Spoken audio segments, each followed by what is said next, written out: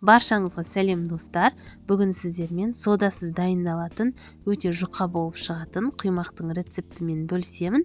Видеоны соңына дейін тамашалап, менімен бірге дайындаңыздар. Ол үшін сүт, жұмыртқа, ұн, қант және сұйық май, тұз қажет. Ыдысқа жұмыртқаны салып, үстінен қант пен тұзды салып, жақсылап араластырамыз. Қажетті ингредиенттерді төменде описаниеге жазып қалдырдым. Енді оның үстінен жылы сүтті 2-3 бөліп құйып, жақсылап араластырамыз. Ұнды да солай 2 бөліп салып, түйіршіктері қалмайтындай араластырамыз.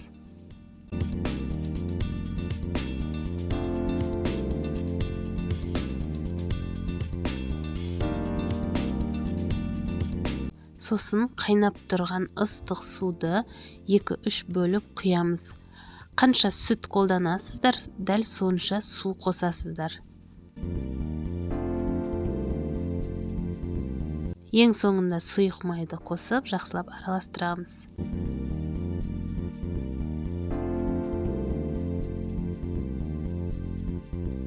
Қамыр осындай болып шығады. Енді құймақтарды пісіре беруге болады.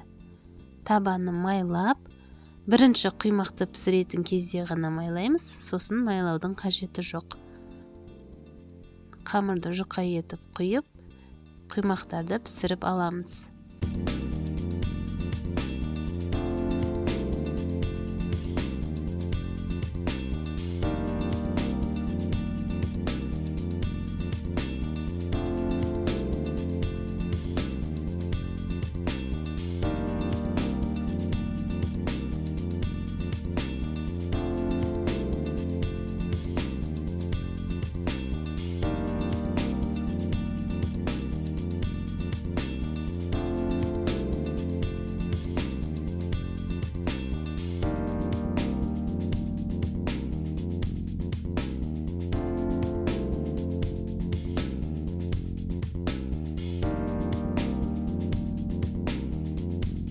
Міне осындай болып шығады.